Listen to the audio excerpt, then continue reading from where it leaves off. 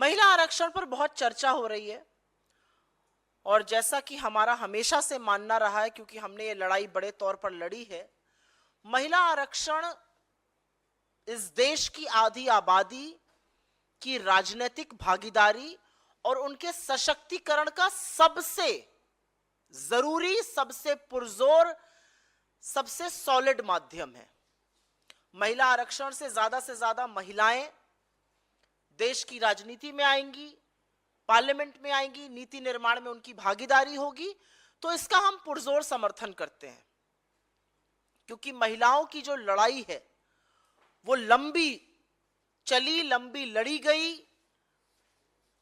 और उनको लगातार मायूसी का सामना करना पड़ा। महिला आरक्षण कानून पास हो गया, लेकिन ऐसा लगता है और मुझे लगता है कि यहां बैठी महिलाएं ये बात जरूर समझेंगी कि किसी ने हाथ में बड़े स्वादिष्ट व्यंजन का एक कौर, एक निवाला दिया, लेकिन मुंह तक लाते लाते उसको छीन लिया गया। क्योंकि आनन फानन में लाए हुए इस बिल का क्रियान्वयन, आनन फानन में लाए हुआ ये कानून असलियत कब बनेगा ये किसी को नहीं पता है।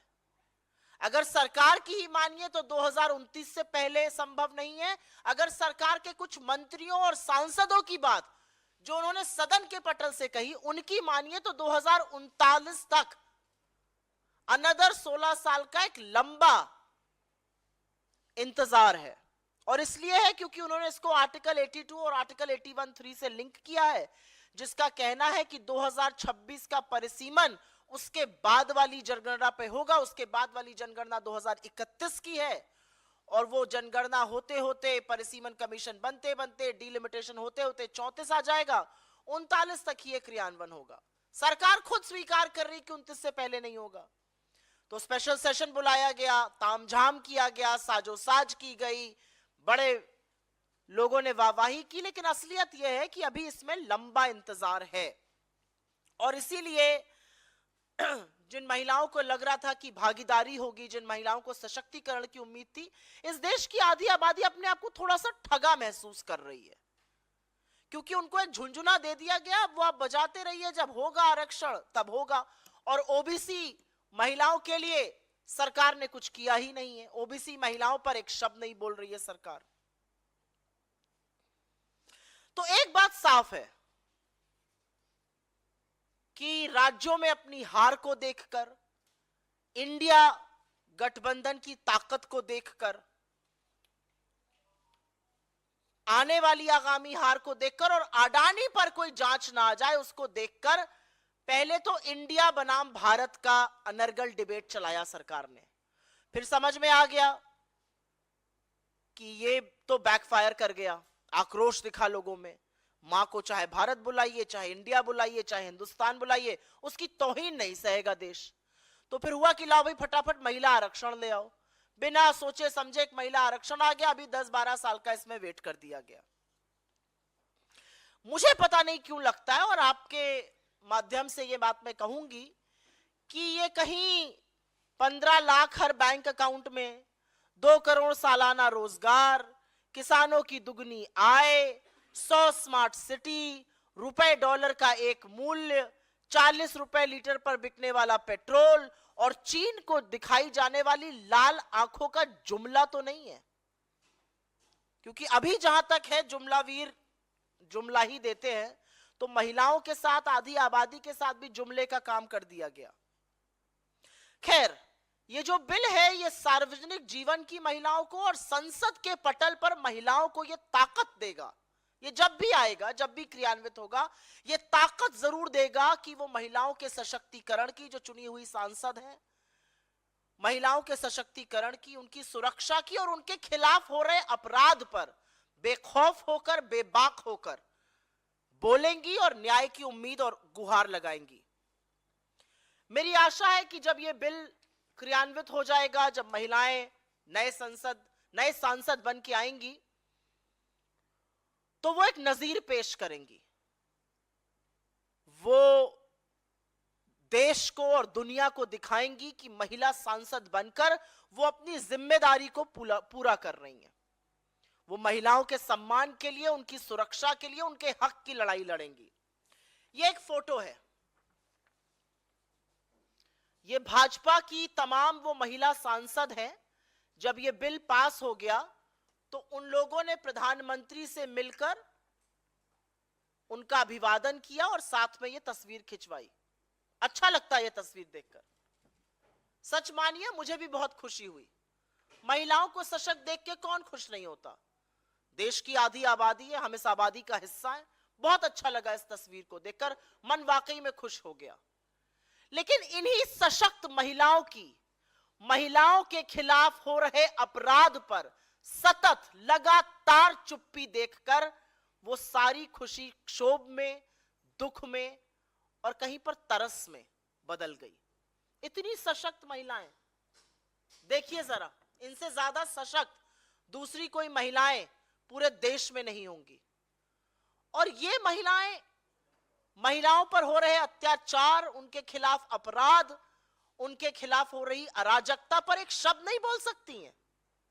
ये सरकार से आंख में आंख डाल के सवाल नहीं पूछ सकती कि हमारी बहनों के साथ ऐसा क्यों हो रहा है। ये है वो महिलाएं जिन्होंने पिछले 9.5 सालों से अपनी आंखों पर पट्टी और मुंह पर ताला लगाया हुआ है। तो सशक्तिकरण का ये जो रूप है, ये एक्चुअली मौन, चुप्पी और सत्ता की लोलुपता की दूसरी तस्वीर है। मैं आशा करती हूं कि इस कानून के बनने के बाद जो महिला सांसद, जो महिला नेत्रियां सदन में आएंगी, वो 2018 में जब कठुआ में एक 8 साल की बच्ची को नशे की दवाई देकर 1 हफ्ते तक उसका सामूहिक बलात्कार करके उसकी हत्या हो जाती है, और उसके बाद भाजपा के लोग आरोपियों के साथ खड़े नजर आते हैं, उस पर अपनी चुप्पी जरूर तोड़ेंगी। वो नई महिला सांसद इन महिला सांसदों की तरह चुप नहीं रहेंगी, वो न्याय की मांग करेंगी कठुआ की उस 8 साल की बच्ची को लेकर। मैं आशा करती हूं कि जो नई महिला सांसद सदन में आएंगी, वो इन महिला सांसदों की तरह कुलदीप सिंह सेंगर, जो हत्या और रेप के आरोपी नहीं दोषी पाए गए, उनको हटाने की तुरंत गुहार लगाएंगी, कोर्ट की टिप्पणी का इंतजार नहीं करेंगी। वो अपने साथी सहकर्मियों से कहेंगी कि कुलदीप सिंह सेंगर दोषी पाए गए, उनके घर का चक्कर लगाना, उनका चरण वंदन करना, उनका महिमा मंडन करना बंद कर दो। वो आशा करेंगी कि जिस बच्ची के पिता, उनके चाचा, उनकी मौसियों की ट्रक दुर्घटना में हत्या हो जाती है, वो कैसे हो जाती है। वो नई महिला सांसद इन महिला सांसदों की तरह चुप नहीं बैठेंगी। मैं आशा करती हूं कि जो आने वाली भविष्य की महिला सांसद हैं, वो 2020 में जब शाहजहांपुर में भाजपा के नेता चिन्मय आनंद के खिलाफ एक लड़की यौन शोषण का आरोप लगाएगी, तो वो चुप नहीं बैठेंगी, वो अपनी आवाज और अपना स्वर उस पीड़िता के स्वर में मिलाएंगी। मैं आशा करती हूं, और ये भयावह था, लेकिन मैं आशा करती हूं कि जो नई महिला सांसद आएंगी, वो इन महिला सांसदों की तरह भाजपा की हाथरस में जब एक 19 साल की बेटी का बलात्कार हो जाता है, बर्बरता होती है, उसकी मृत्यु के बाद 2:30 बजे रात को बिना उसके परिवार के जब उसको पुलिस और प्रशासन फूंक देते हैं, तो वो अपनी आवाज उठाएंगी। वो कहेंगी अपनी सरकार से कि आप पीड़िता का चरित्र हनन मत कीजिए। वो कहेंगी अपनी सरकार से कि प्रशासन के माध्यम से उनके परिवारों को डराइए मत, धमकाइए। वो ये कहेंगी, वो चुप नहीं रहेंगी इन महिला सांसदों की तरह। मैं आशा करती हूं कि जब नई भविष्य की महिला सांसद आएंगी, तो वो लखीमपुर में पंचायत चुनाव में एक जनप्रतिनिधि के चीरहरण पे अपनी आवाज बुलंद करेंगी, वो चुप नहीं बैठेंगी। मैं आशा करती हूं कि जब अंकिता भंडारी की उत्तराखंड में हत्या की जाएगी, जब उसको जिस्म फरोशी के लिए मजबूर किया जाएगा और जब वो मना करेगी और जब भाजपा के नेता का बेटा उसकी हत्या करेगा और प्रशासन सारे सबूत मिटाने के लिए होटल पे बुलडोजर चला देगा, तो ये महिला सांसद कुछ बोलेंगी, इन महिला सांसदों की तरह चुप नहीं रहेंगी। यह आशा है मेरी इस देश की आधी आबादी, इस देश में आने वाली नई महिला नेत्रियों से। मैं आशा करती हूं कि जो नई महिला सांसद इस सदन में चुनकर आएंगी, वो देश की सबसे होनहार बेटियों को रोते हुए बिलखते हुए जब देखेंगी, जब वो देखेंगी कि उनको सड़कों पर पीटा जा रहा है, घसीटा जा रहा है, जब वो देखेंगी कि महीने भर से ऊपर ये बेटियां जिन्होंने देश का मान बढ़ाया है, गर्मी और धूप में बैठकर, बारिश के बीच में बैठकर आंदोलन कर रही हैं, वो जब सुनेंगी उनके यौन शोषण के आरोप, तो वो अपनी पार्टी और अपने नेतृत्व से कहेंगी कि बृजभूषण शरण सिंह को तुरंत पार्टी से निकाल फेंकिए। वो आंख पर पट्टी बांधने का इन महिला सांसदों की तरह काम नहीं करेंगी। मैं आशा करती हूं कि ये जो नई महिला सांसद आएंगी सदन में, वो इन महिला सांसदों की तरह मणिपुर पर मौन नहीं रहेंगी। मणिपुर पर जब नग्न औरतों को घुमाया जाएगा, जब आदमखोरों की भीड़ उनके शरीर को छलनी छलनी करेगी, उनके शरीर को छुएगी, तो ये नई महिला सांसद अपनी आवाज उठाएंगी। 78 दिन तक एक भयावह वीडियो का इंतजार नहीं करेंगी। वो पूछेंगी प्रधानमंत्री से, वो पूछेंगी गृह मंत्री से, वो पूछेंगी मुख्यमंत्री से कि आपकी नाक के नीचे इस देश की बेटियों के साथ ये हुआ और 78 दिन तक आप मौन और शांत क्यों रहे? क्योंकि अगर कोई महिला इन सब बातों पर अपनी चुप्पी नहीं तोड़ती है, अगर कोई महिला इन सब बातों पर मौन नहीं तोड़ती है, तो उसको सदन में रहने का कोई हक नहीं है। अगर आप आधी आबादी का प्रतिनिधित्व कर रहे हैं, अगर आप आधी आबादी के नुमाइंदे हैं, तो सबसे पहले आपको आधी आबादी की सुरक्षा, उनके खिलाफ अपराध, उनके खिलाफ हो रहे अत्याचार, उनके खिलाफ हो रही बर्बरता और उनके खिलाफ जिन लोगों ने किया है उनको मिल रहे राजनीतिक संरक्षण के खिलाफ बोलिएगा, जो इन महिला नेत्रियों ने दुर्भाग्यवश नहीं किया। मैं आशा करती हूं कि भारत जो वीरांगनाओं की भूमि है और एक से एक वीरांगनाएं हुई यहां, भारत जहां पर मां के पैर में जन्नत और स्त्री को देवी का दर्जा दिया जाता है, वो स्त्री को, उसके वजूद को पहचानेगा और ये महिला नेत्रियां जो चुप रही, ये सबक सीखेंगी। आने वाली महिला नेत्रियां, आने वाली महिला सांसद, मैं आशा करती हूं कि अत्याचार को देखकर चुप नहीं रहेंगी, वो बर्बरता को देखकर मौन नहीं रहेंगी, वो बोलेंगी, वो बेखौफ होंगी, वो निडर होंगी, वो अपनी सत्ता की लोलुपता के पीछे नहीं छुपेंगी। उनको कोई फर्क नहीं पड़ेगा कि अत्याचारी कौन है, उनको यह फर्क पड़ेगा कि अत्याचार एक महिला पर हुआ है, जो दुर्भाग्यवश इन हंसते हुए चेहरों ने कभी नहीं किया। I will very briefly make a statement in English on this, and then I will take your questions. The Women's Reservation Bill is a long-awaited judgment, on the empowerment of women, a long-awaited legislation that has been passed. We welcome its passage. We obviously have serious issues with how delayed it's going to be, because this looks like yet another tall promise that may not see the fruition of day. You never know when it happens. According to the government's own admission, it will not happen before 2029. According to what some MPs and ministers of the government have said in the House, it's linked to delimitation and census, and delimitation of 2026, according to Article 82 and 81(3) of the Constitution, cannot happen before the census of 2031. So realistically speaking, are we going to wait up until 2039? Because it looks like there was a carrot that was dangled for the women of this country, and then they were told, wait and wait for much longer.